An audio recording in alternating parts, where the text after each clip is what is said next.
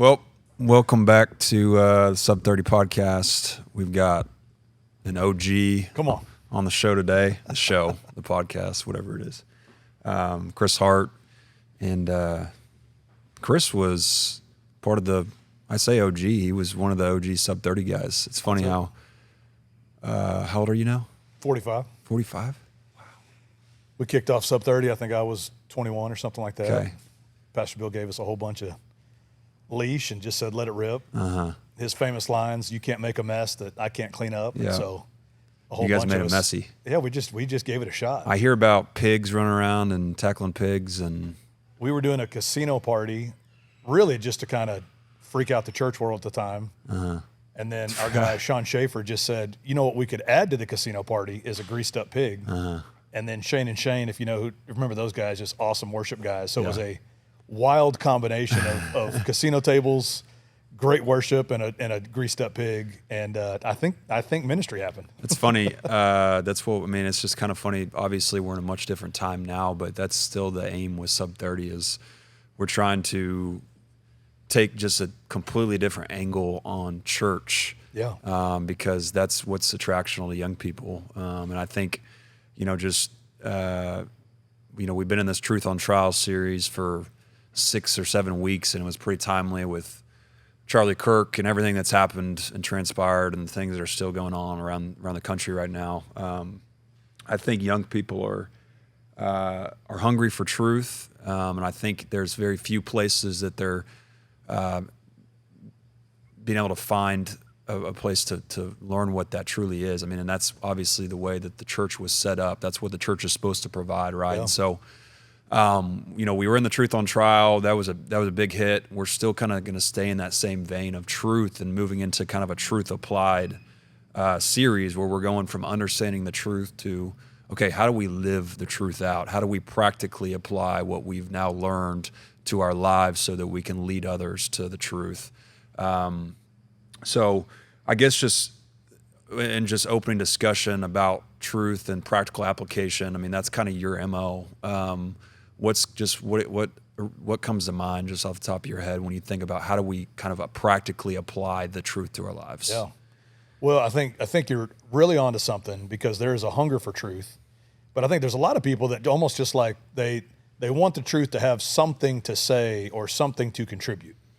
And that's maybe the problem is we get on our phones and it's just this wild, like waterfall of information. And so you're trying to actually decipher what's real and what's not, what's true and what's not. Right. So then you actually get in the Word, which is the truth, right? That's our advantage as Christians is we have the Word, right? Like there's a lot of other opinions and a lot of it's been tainted or perverted from the Word. But we come back to the Word. That's why Guts Church is powerful. That's why SUB30 is great. That's why there's so many great, healthy churches in the world because they're breaking down and giving us the truth. But then, to your point, it's one thing just to have it. And that's like where Christians get soft or soured or whatever it might be because there's not a flow of the truth from our heart into the people around us. Yeah. And that's the power, right? Like what we're really talking about, if we're walking in the truth, then we're activating authority. Mm-hmm. And that's where I always want to take it. I think our church has done a good job of walking out authority. But man, I've at this point now, I've got to have authority in my marriage to do it and line it up correctly. Man, I need to walk in a proper authority with my kids and authority in our different companies. Yeah. And so, but the truth is the core of that. And it's interesting. You want to go kind of spiritual out of the gate. You talk about the armor of God, and the first one listed is the belt of truth. Yeah. And I personally used to fly right by it because there's nothing cool about the belt, right? But I studied it at one point, and that belt of truth isn't like a Gucci belt, right? Like it's not just like keeping your pants up. It was more like a weightlifting belt. Mm-hmm. And the rest of the armor was based on the belt. Keeps it together, yeah. The breastplate of righteousness rests on the belt of truth. Mm-hmm. And if we look at truth like that, like it really has to be the core, which is interesting too. You think about your body, like it actually surrounds your core. Yeah. Makes it easier to stand. You can stand longer. You can stand straighter. That's what truth does. But now we have to walk it out and apply it to get the benefit of actually knowing the truth. Mm-hmm. Yeah. And I think obviously it's hard to walk it out without having a revelation of what the truth is. And I think, I mean, just like Pastor Bill was saying this past Sunday, like being on our iPhones, on Instagram, on social media, that's kind of like junk food to the soul, right? Yeah. And so now what we've done is we've availed truth to this generation, but it's still such a fight for people to truly understand and decipher between deception and truth. And so when I'm just sitting back thinking, I'm like, okay, so let's kind of go back to square one. I guess how do we, and we're talking about the armor of God. How are we? What are practical things we need to be doing as a body, as men, but also as a younger generation daily to make sure that we're not fiddling with deception, and that we're fully walking in the fullness of what truth is. I mean, what are some habits? What are some practical? Hey, this is something you should do to kind of stay in that flow. Well, think about this. A man without purpose will find pleasure. And so I think what you're saying is like, let's get practical with it, right? Like, what's it look like to live on purpose? Mm-hmm. And so, man, one thing I would maybe consider is I look at every day, and we break every day into 3 phases. Okay, phase 1 is the morning. Like, that's kind of before you interact with the rest of the world. And I would say this, you got to be selfish in the morning so you can be selfless the rest of the day. Because you got to pour out all day. Like, you're leading SUB30, you're going to pour out. Tonight there's a service every week. Like, you're giving yourself to this ministry endeavor, right? Yeah. But so my hope is for you got up this morning and said, I'll be selfish in the morning. I will get in the Word in the morning. I will find and seek the truth in the morning. Mm-hmm. And then I love to think about it like the whole scope of it. Like, man, get in the Word, get you a workout in, talk to God, write some things down, make some great confessions and speak life over your day. And then when you start interacting with the world, it's going to be win after win after win. Mm-hmm. Okay, so that's phase 1. Phase 2 is we got to steward. Phase 2 is kind of when you go to work, like whatever, anybody listening, like whatever your job is, that's phase 2. Mm-hmm. Make your money, have your impact, influence people, represent Jesus, but that's all needs to fall under the lens of stewardship. Like, steward that time. What's the best use of every hour? Mm-hmm. And I'm filtering it through what I did first, which is the Word, which is the truth. And now that's how I'm living that work time of our lives. Yeah. And then since we're going practical, I'd say phase 3 is when you come home from work. You come home from school, whatever you're doing right now. And that's where you focus on your friends and your family. Mm-hmm. Like, I come home, I got to come home and win the driveway. I worked hard, I solved problems, whatever happened during the day. But then I got to come in and be a dad. I got to come in and be a husband. And then a lot of nights I got to be a great friend, right? So whatever phase you're in, I want you to like think about that for you. Mm-hmm. If it's coming home to your roommate, great. Be a great roommate. Mm-hmm. Like have a blast. Go out with people. Go out with other people your age and impact your community. But I think if we start looking at every day and saying, what's it look like to apply the truth? I'm going to win the morning. I'm going to win my job, and I'm going to win my family and friends. Yeah. If we're living like that, now that truth's being applied intentionally, and I think that's how we actually make a dent in the world because we're on purpose. Yeah. I think it's easy for, people probably to listen to this and, this is, and I wouldn't say that I'm probably as consistent as maybe you would be, because I know you guys get up, what time do you get up in the morning, 4:30? I get up at 4:30. 5 days a week? Monday through Friday. Okay. Yeah. I mean, that's just baffling. Because though, and here's the great thing, I still don't like it. I think that's maybe the misconception. If you did, I'd be a little concerned. Well, it's like, no, you're just a morning guy. I became a morning guy because of what we do. We go play ultimate frisbee, we go play basketball, we go lift weights, and then I come home from that and get in the Word. Yeah, and that's me winning the morning. Sure. Yeah, I think some young people are sitting back thinking, well, I'm not a morning person, or maybe they're caught in this routine, which I've actually found myself in recently, leading up to my wedding. I think I was using a lot of excuses to just like, I'm in this season, and once I'm out of the season, you can get back into the grind, which I have, thank God. But we get caught in this rut of our schedules where it's like, okay, well, now it's like now I'm not getting to bed till midnight because I've been doing X, Y, and Z. And then it's like I wake up and I'm already on my heels because I have to rush to the office, and we missed that whole phase one. So for the person that's just playing kind of devil's advocate here, the person that's listening to this, like, I'm not a morning person. I'm not all about that hoorah, like get up in the morning, get after it. What do you, I know, because that's your whole, You're teeing me up. You're throwing me a meatball here. Yeah. Here's the reality. We're either going to design our lives or it's going to go to default. Yeah. And I'm telling you, most people are living in default just because we see it every day. And it's not like you're sinning and on drugs and going to hell, right? That's not, it's not that extreme. I think it's a lot of little shifts that if we'll decide, it's almost been 5 years we started doing the 5 a.m. workouts. Yeah. Before that, it was just too easy to be inconsistent. Yeah. And that was my life. And we had a couple companies at that point. Like it's not like it wasn't a good life. I'm plugged into the church. Yeah. But there was such a definitive shift in our effectiveness and output when we incorporated the discipline. Our meaning your family? My family. Okay. And then obviously all the people that I get to lead with our companies and stuff like that. So, but it started with me. And I think that's such a big part of this is take ownership of your life. And you hit the word, you said excuses. And I think what we've got to start doing is just saying, listen, if we're going to be totally honest, your excuses are a lie. You're either lying to yourself or lying to the person you're giving the excuse to. So you might say, I'm not a morning person. Excuse, please call it what it is. It's a lie. I'm not either, but I decided to be a morning person.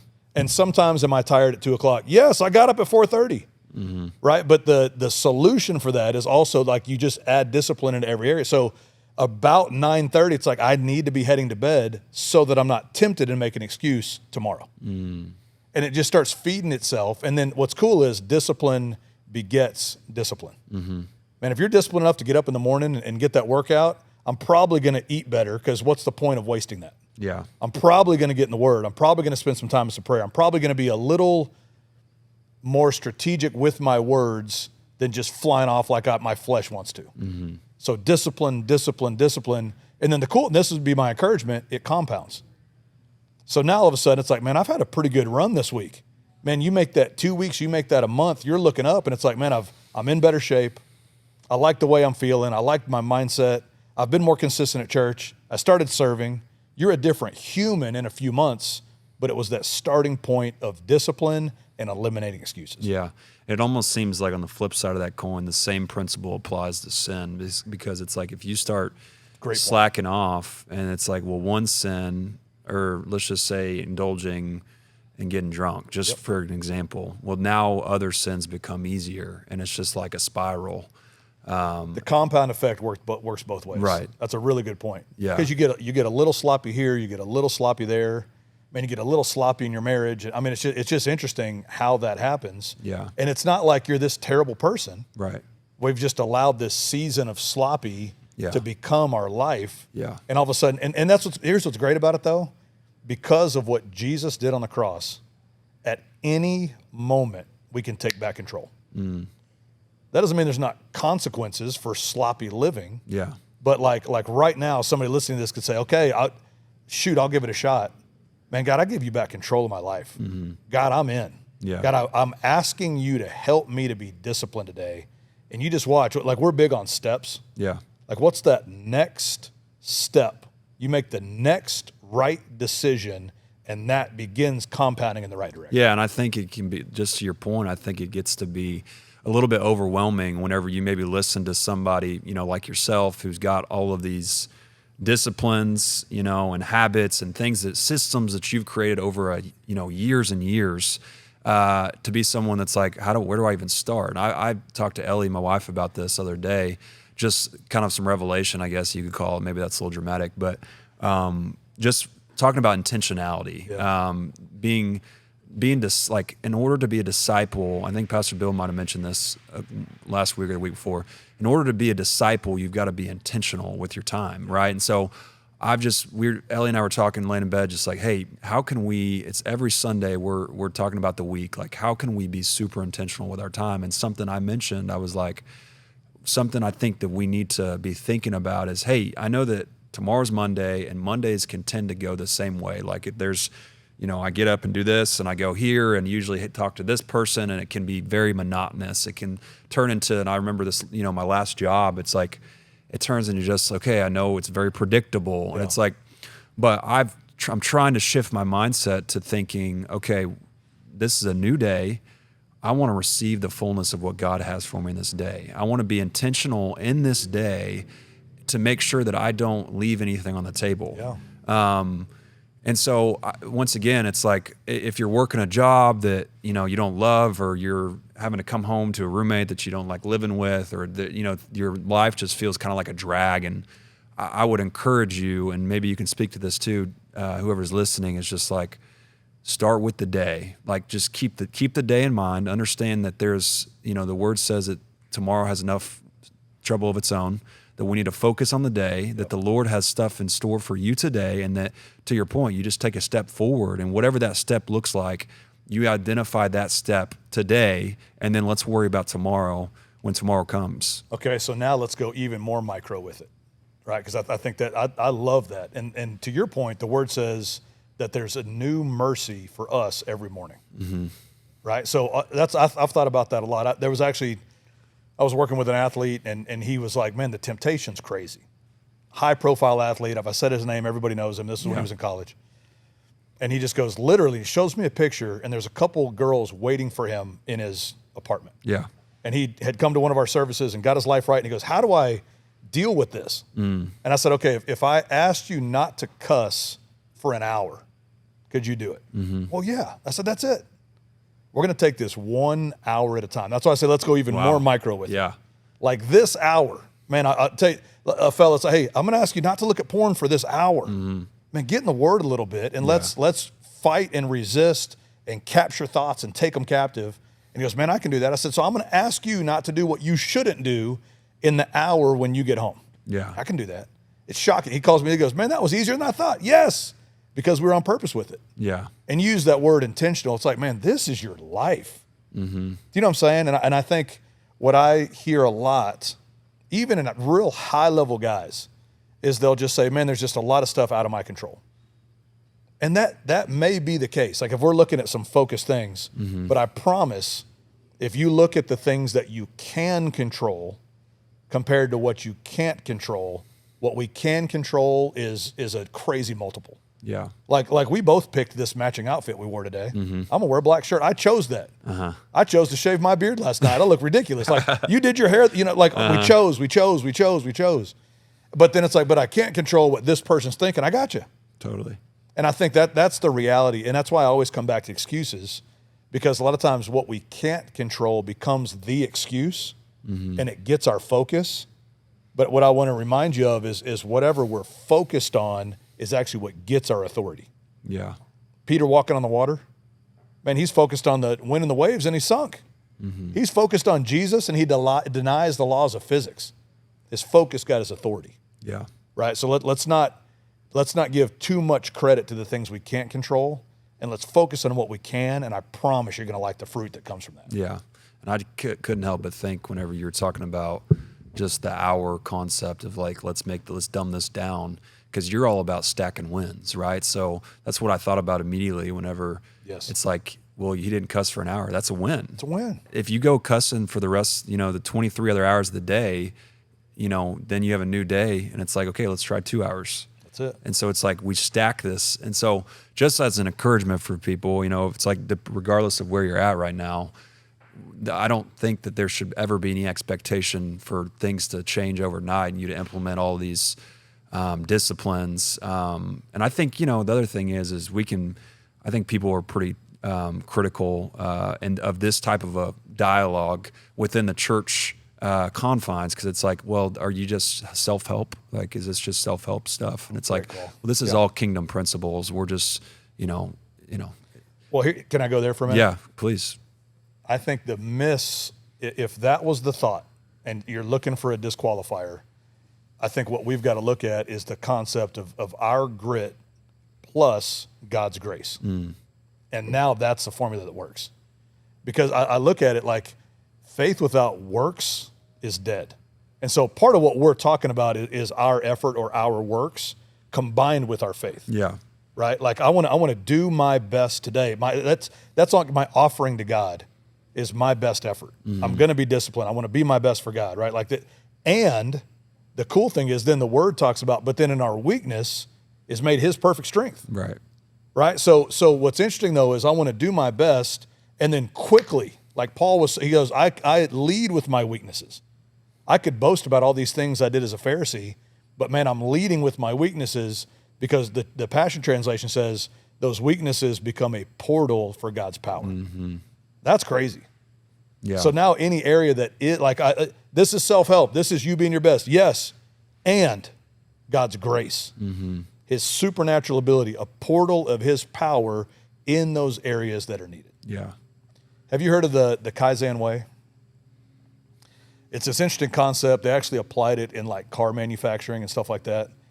But it's this whole idea of like small steps for big results. Mm-hmm. So now that we've covered yes, it's our small steps and God's grace. Yeah. I'm going to come back to the small steps real quick. Mm-hmm. The best example was this lady came to the doctor and she just goes, I cannot lose weight. Had been like 100 pounds overweight her entire adult life. And he just says, okay, do you watch TV? Yes. She goes, okay, today, during the commercials of TV, which we don't really have commercials anymore. We stream everything, right? So, that's funny. Old example. Yeah. During the commercials, could you just walk around the living room? Yes. Did it for a week. Won the week, stacked a win. And he goes, okay, after the show, I just want you to take a lap around the house. You see where it's going, right? Mm-hmm. Did it for a week, came back. Okay, you've walked during the commercials, you walked around the house, 1 lap around the neighborhood. And got in this rhythm and flow, and in a year, lost 90 pounds. Mm-hmm. And had been told before, man, diet and exercise. I know, no crap. I've been overweight my whole life. Yeah. You know what I'm saying? And I think that's the reality. So what we get to do, and this is where I want to apply both, man, be spirit-led. What's the next small step? Mm-hmm. Let's win it. Yeah. When I get up, when I say I'm going to get up in the morning, that's a win. Mm-hmm. I meet the guy in my driveway, that's a win. We go play a sport, that's a win. I get in the Word, that's a win. I wake my kids up, that's a win. I've got 8 wins before we ever started the day. God right in the absolute center of it, and now we're running downhill the rest of the day. Mm-hmm. Yeah. Yeah. It's just more of a mindset thing because things can look, and just to your point, that story, I guess, for someone like that, it's the end results is so far away, it just becomes too big of a task to accomplish until you are able to break that down mentally. Do you ever? I was thinking about this kind of off topic here a little bit, but just with the business that you're in, you lead high level business people. I was having a conversation this morning with one of my buddies, just talking about there's obviously different ways that we can measure success according to the world's standards, and I think obviously a big barometer for success in the business realm is how much money do people make, and we were talking about an idea, which I won't get into the details, about getting a group of guys together in a similar vein to what you do, and just the type of personnel that we'd want to attract. Do you find yourself engaging with quote unquote successful business people that are completely missing the mark from the kingdom perspective, where they're building a great business and they're very ultra successful, but there's still the emptiness, spiritually, and then how do we? What are the parallels, I guess, maybe between business and our spiritual walk? Because I feel like advancing the kingdom, in my experience, in my little experience, there's a lot of parallels in advancing the kingdom and also building a business, because the principles kind of coincide. Well, to your point, I think really probably why we have a business is because this is missed so much. Yeah.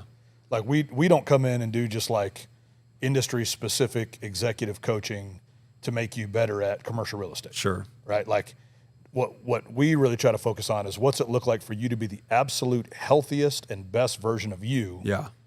for you, for your relationship with God, and for your family. Yeah. And if we can get that right, watch your business will multiply. Yeah. And so it's interesting because I almost said it's a longer approach, but it's actually not. It's interesting, like the multiples that take place when guys are really thinking clearly and putting God first, and they start activating all these kingdom principles.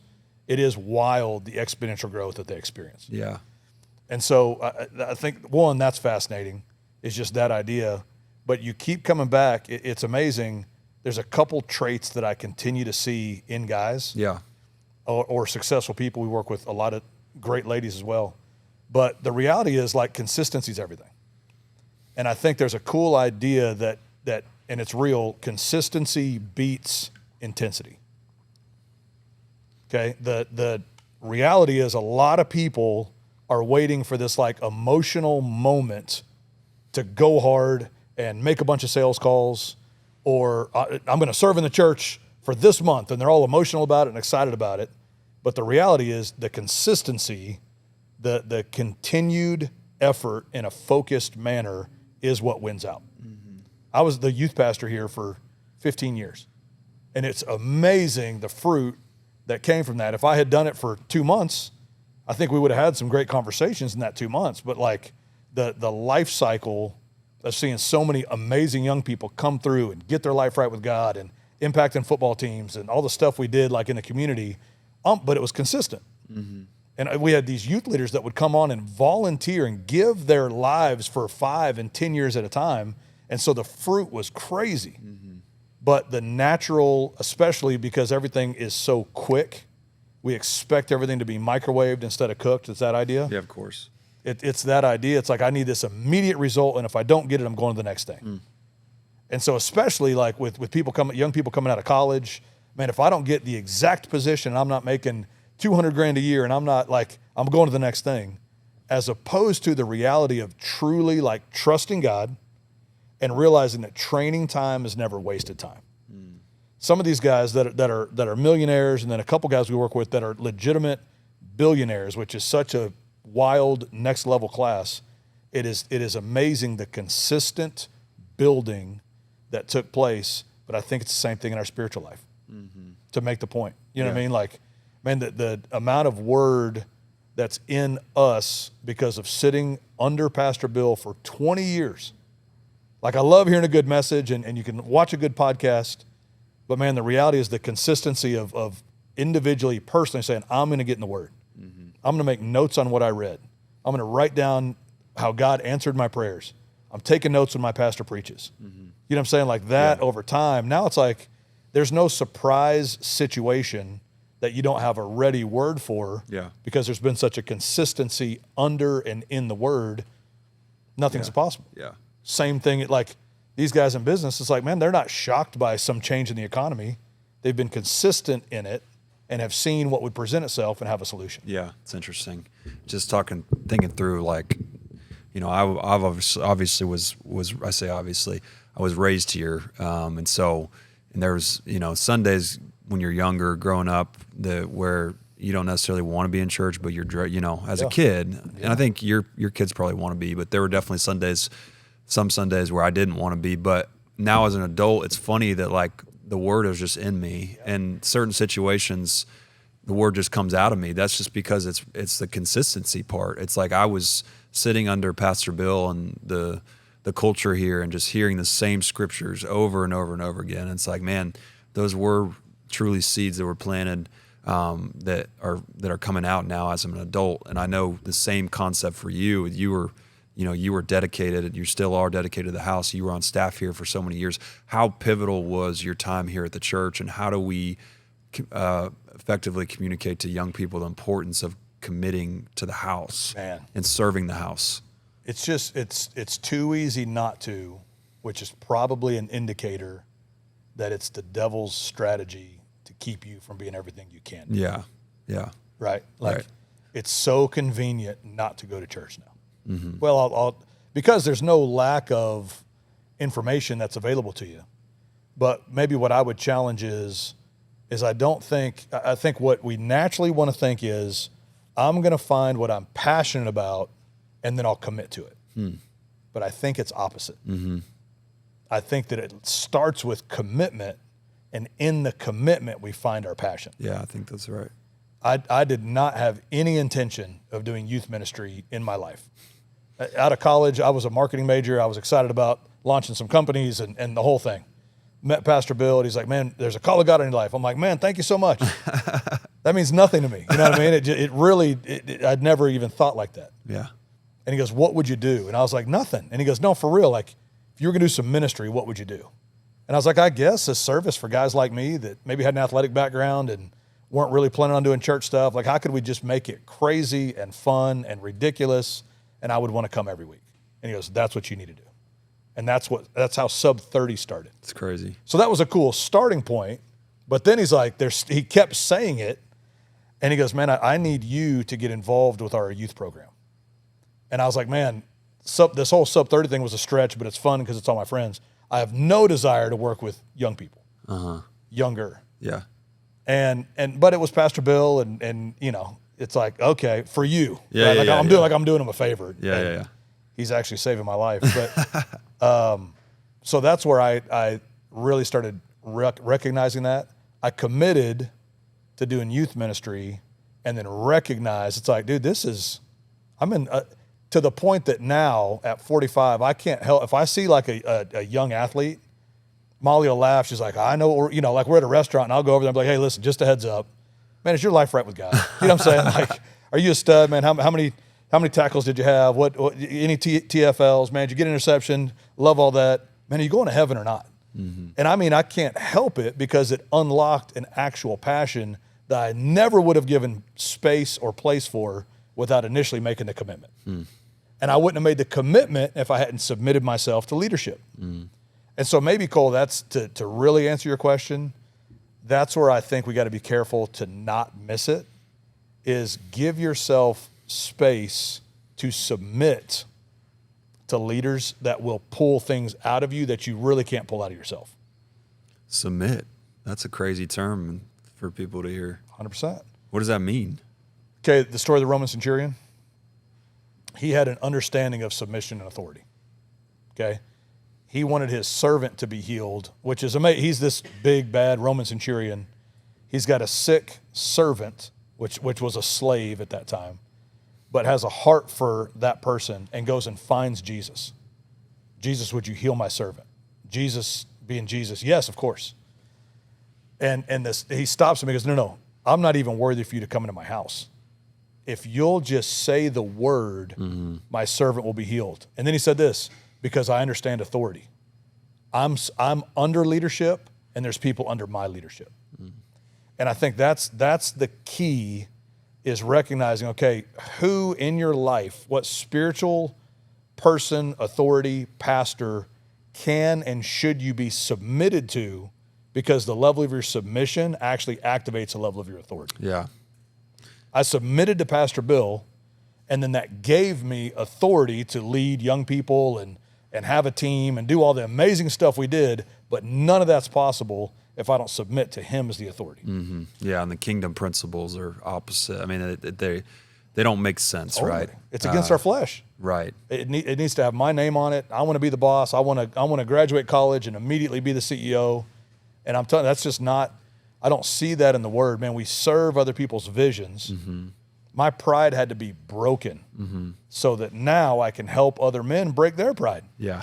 These CEOs I work with, they're not talking about their pride. They're everybody in their life's boss. Everybody in their life is on their payroll. But I had the opportunity to have my pride looked at and attacked by a leader, Pastor Bill. Yeah. And sometimes did it in a loving way. A lot of times just told me that was a bad idea and to move on and, whatever it was. But man, now we get to help other guys see that. And trust me, I'm still navigating and having to fight the attraction of pride and the whole thing, which is why I want to stay submitted. Yeah. Maybe I'm not trying to flip the script, but like from your perspective, is that idea of submission foreign, crazy, like just for you, like young guy on the come up? Well, it's recent because I've just in this current season truly understood it with doing the internship, because and it's like I think about the scripture, those who exalt themselves will be humbled. Those who humble themselves will be exalted, Yeah. right? So submission, obviously you got to have humility. And I think whenever I made the decision to do the internship, that was a decision that was made where I had to, and Mike is sitting back here, like you're submitting yourself to, I graduated college. I was in the workforce for a few years in commercial real estate. It's like, I quit my job and go to do a, church serve internship. the church every day. Right. Yeah. Like what? It doesn't make sense. Right. But that was the Holy Spirit was pulling me into that. And, I would be living in disobedience if I were to have neglected that. And so just through the decision of saying yes, through committing, right, I then entered, without really knowing it, this level of submission to the church, submission to Pastor Bill, even though I'd been here, my whole life. I never understood how the submission or authority thing worked. And then I realized, oh my gosh, so the lower I can take myself, the more opportunity I have, the more influential I can be. Oh, come on. And that's now kind of the idea in SUB30 is like, man, we have so much opportunity as young people, as young leaders, to be influential, to take the fight to the enemy if we can bring ourselves into a lowly position and just understand that, it's like I would never be given the opportunity to go up on main stage or SUB30 stage if I hadn't went through the submission and humbling stage, because otherwise it would be all, it'd be on me to perform and to say the right things. And it's like, no, this is an honor to be able to get up there and to be a conduit of the word for people. And it's just like, man, who am I to really, but Lord, you've trusted me with this and I thank you for that. And so, I'm still scratching the surface on the revelation of what that is, but man, that's probably the most important principle to really be able to flourish in anything that we've talked about today is learning that principle there. Well, I think about this too. To your point, the Bible says that he resists the proud, but he gives his grace to the humble. And I think a lot, it's like, dude, you're working really hard. Like I'm putting a lot of effort into these businesses or to my family to then be resisted by God. Yeah. You know what I'm saying? Like I really need the creator of the universe on my side, going before me, creating favor and opportunity. Like that's what I bought into. Pride kills that. Yeah. And actually makes all of that in reverse, where now you're being resisted. It's like, bro, you talk about overworking and being frustrated. And, so I would almost contend, like, anytime there's stress in our lives or anxiety in our lives, honestly, now I want to do a pride check first. Mm-hmm. And it's like, man, where do we need to remove pride? Because, man, that would be what's getting in the way of everything God has for us. Mm. The Bible's so clear. It's like, man, any smallness you feel is coming from you. God's not trying to make you feel small. Yeah. Another translation there says that we're limited by our own affections. Well, those affections are our pride. It's anything we're putting in front of or in place of God. Mm-hmm. That's going to be the limiting factor. God is not a limiter. Mm-hmm. Man, his promises are yes and amen. But we get in our own way if we allow pride or we don't embrace opportunity to submit and walk in humility and then really walk in that supernatural power. Yeah. So people that maybe are even operating in pride without knowing it, I think there can be a level. Usually when we think of pride, we think of someone that's boastful, that's arrogant. Sometimes there's a level of pride that it's like, hey, I'm insecure or I'm incapable. I think that's a level of pride too, because you're demeaning the calling that's been given to you by making that judgment of yourself. Well, that's us thinking of God too low. Yeah. Right. And that's the reality. I thought that years ago. It's like, I can't think of God too high. Right. My brain really can't even wrap around it. You know what I'm saying? So, but what we naturally want to do, Cole, is we want to bring God down to what we can understand and what we can kind of metabolize and make sense of. And the reality is, so that's when pride gets real easy, because I brought God to my level, and then intentionally or accidentally, I elevate above God because I brought him low in my mind. And now it's my show, instead of the submitted show. Yeah. Right? Yeah. And now there's a limitation. Yeah. And that's not the plan. Yeah. And just to set the record straight, this is still something that I'm sure both of us. Heck yeah. I know I do. Oh, I know. I mean, it's a temptation. It's a reality for everybody. What would you say to someone that's listening that might be operating in pride, either knowingly or unknowingly, and it's like this idea of submission to them as new, and they maybe don't have a church home, or they're just starting to attend church, and it's like there's no one in their purview that they could submit to. What would you suggest to that person? I think it's a great question. I would start with the full on, like actually say it. God, I'm submitted to you. Mm-hmm. Let's start there, right? Let's start with God. And I think then that becomes, like we started this conversation with, let that become the habit. Let that become the routine. Like that's how you stack wins. God, I'm submitted.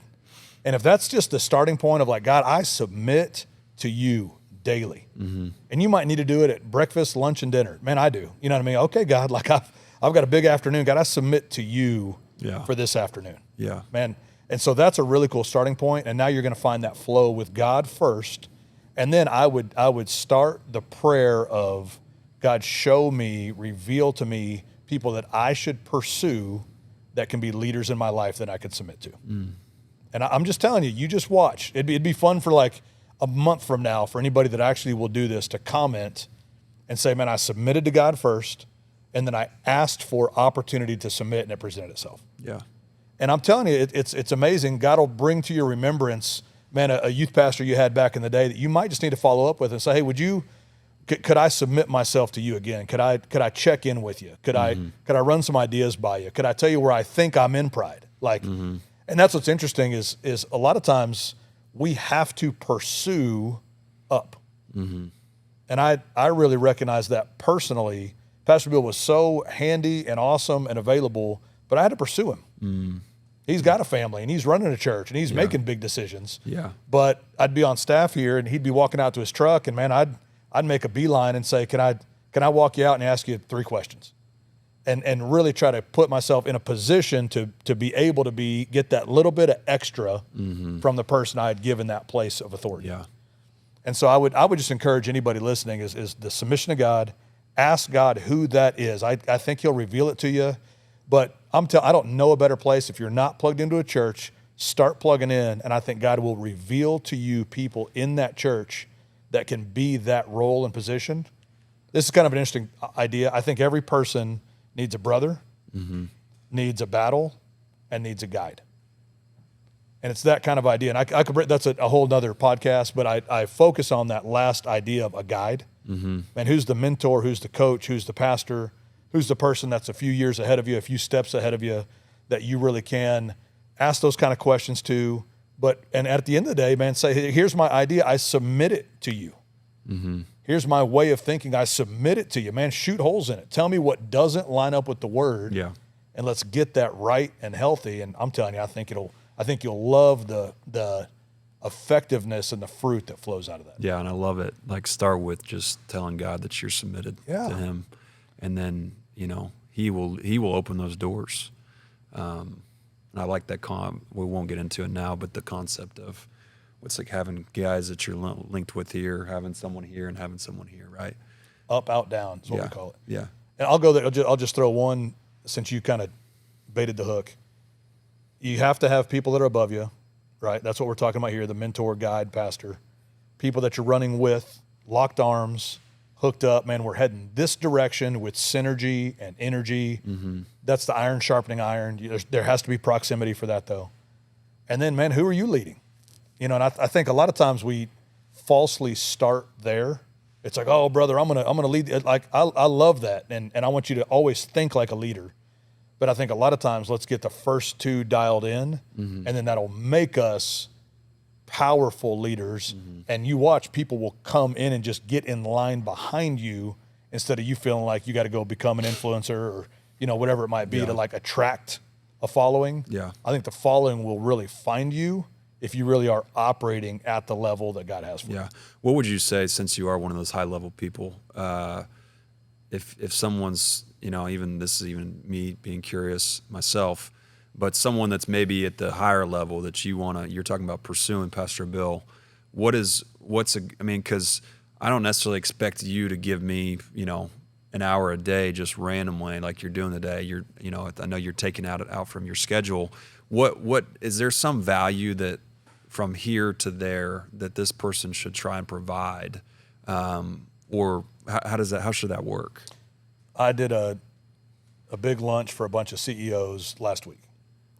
And a CEO friend out of town saw it and said, man, is there any way my young cousin could go to that? I was like, bro, it's your friend, or your cousin. He should absolutely come. We sat him at a table. That kid, he's 23 or something like that, early in like the financial industry, came up, introduced himself afterwards, shook my hand, looked me in the eyes. It was awesome. Mm-hmm. So I introduced him to 10 guys. Yeah. I said, hey, this is Logan. I just met him. I like him. He's a stud. Yeah. Guess what he did after the meeting? Shot me a text, just said, is there anything I can do to serve you or help you or add value? He asked me that question, which I thought was awesome. That is proved awesome. The kind of guy he is. Yeah. I said, man, I'm actually going to do a Bible study in the city next week. You should come to that, and I'll introduce you to more guys. He came early. He looked sharp. He took notes. He contributed. I introduced him to guys that he may work with. But I say all that. I thought that approach was perfect. Mm-hmm. He got a door in, and I think that's cool. God's going to open doors for you. Yeah. His cousin opened the door for him and got him in the right room, but then he stood on his own 2 feet and pursued it. Mm-hmm. And now it's not just me, man. He's got access to 10 guys he wouldn't have, but he also had to show it would have been easier for him not to come last night to that event we did. Right. But he did the follow-up. He stayed late. He's picking up chairs. I'm telling you, I'd hire him today. Intentionality, yeah. Because of what he did in the pursuit. And I'm telling you, there's 10 other high-level guys that thought the same thing about him. So it didn't have to be perfect. Yeah. I don't know that there was any script he necessarily had to follow, but he was intentional. He was on purpose, and he did what he said he would do, which makes me want to give everything I can to him. Yeah, absolutely. Think about that principle within the church too. What if we had less people just consuming and more people coming in with intentionality? Think about the production, the advancement, getting them instead of 1 yard to getting 5 and 10 yards. Well, and I think this, if people will just try this week, literally ask the question to somebody a step above you, what can I do for you? Mm-hmm.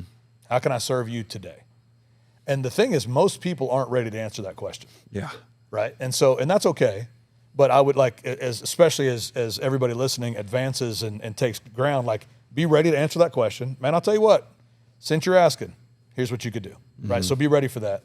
But if you'll just lead with that, I think Pastor Bill's been a great example of that. I've never been with him where he didn't ask somebody that question. Mm-hmm. Man, what can I do for you? Mm-hmm. It's such an easy entrance, but I think if we'll live like that and be ready to actually do what they say. Yeah. You know what I'm saying? Man, I actually could. Do you have a connection in the medical industry? Man, actually I do. Let me help you. You know what I mean? Be ready for it. But I think if we'll lead like that, then that one puts us in that humble position. It creates servitude, which kills pride. Yeah. And then makes you valuable. That's what's so cool. It's man, you have Jesus inside of you. You're valuable. If you have tons of life experience or not, Jesus in you makes you valuable. But we have to ask some questions so that we can actually serve the people and put that value on display. Yeah, it's good. Well, any closing thoughts, I guess? Big finish? No, you're a little bit removed from, you're not old, but you're not SUB30 anymore. So no spring chicken. So I guess what would your hindsight's 2020? You're kind of in a season of flourish. I mean, you're in your 40s. This is what Pastor Bill talks about. What do we do in our 20s? Is it building or building, learning? Training, learning. I think 20s is learning, 30s is building, 40s is flourishing. Whatever. What do you look back on? Whenever you were SUB30 age, or maybe even just being discerning of the time that this generation's in, as an older, as someone that's above. What I guess 2 cents would you leave us with? What's your heart towards young people right now? What do you think we need to? That's a great question. Yeah, I think number one, if you will choose hard, you will stand out. Mm-hmm. Because the reality is every generation is looking for comfort. Mm-hmm. And comfort's not the goal. Mm-hmm. I have no intention of working hard for 10 years, selling the company, and playing golf 4 days a week. That is opposite of my goal. Yeah. I will play golf whenever I want, and that's great. Yeah. I like to hunt. I want to hang out with my friends. Let's do all that. But comfort's not the end goal. Man, I want to live on purpose and fulfill the call of God in my life, right? So let's take it back to every day. Like this morning, will you choose hard or do the easy thing? And I'm not talking like go to war or not, but like, will you go do the workout you told yourself you were going to do? Like, keep the promises you make to yourself. Yeah. Work out or not work out. Go work out. Eat a salad or eat a chocolate sundae. Eat a salad. Call the person that God put in your heart or wait. Man, call them. You know what I'm saying? So I think that's, if we'll live life like that, you're gonna love the difference that makes. Yeah. And then, and I remember having to tell this to myself, trust the process. I mean, I had so many ideas and ambitions and visions, and I can honestly say we're living them out now. Yeah. Do you know what I'm saying? Yeah. And so, but at 26, there was like all of this, like, I am not changing the world today. And I would like feel the tension in my bones. It's kind of how I feel a little bit. That's what I'm saying. I remember being at ORU and calling my mom, right? Like, I'm this big boy. It's like, I called my mama because I'm just like, why am I even in college? Like, I want to go change the world. And it was cool because I was thinking like that. And literally 2 months later, I met Pastor Bill. And that started a real intentional path to changing the world.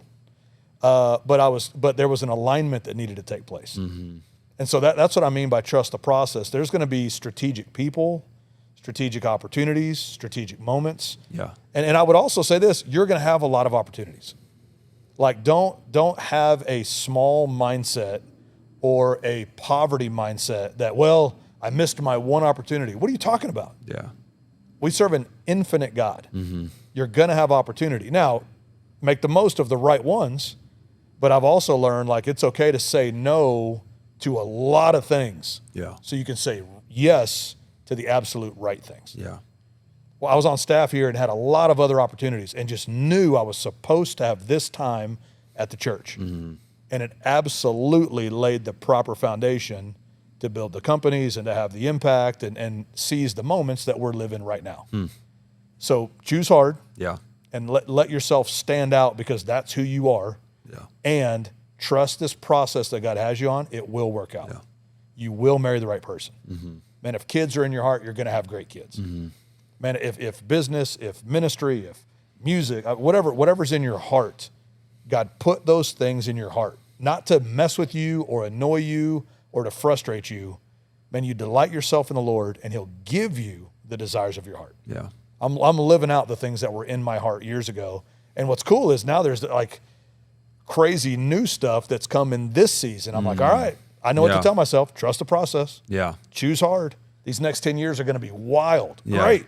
Yeah. And so that's what's cool. It's always the next new thing with God. Yeah. We keep applying the same proven principles and we get amazing results. Yeah. We want it today, but it took 20 years. I was on a podcast like a year ago and this guy was like, bro, this coaching thing blew up overnight. And I was like, no idiot. Idea. Yeah. This is 20 years in the making. Yeah. You know what I mean? Like, and it'd be interesting to take people through that process. But like, I think about Moses, you think about Joshua. It's like, Joshua's 80 when he goes in the promised land. Yeah. And I mean, was ready to go in 40 years before and had to stay ready till the time was right. And he goes, man, I'm as strong today as I was 40 years ago. Give me the mountain with the giants. Yeah. I stayed ready. Yeah. I trusted the process. I chose hard. Yeah. Well, he's Caleb. Yeah. You know what I'm saying? Yeah. We're talking about him all these years later. Right. Well, it's good stuff. I think we could talk for hours, but appreciate you coming on. Heck yeah. Making the time. Proud of you. Keep Appreciate it up. Thank you. See you guys.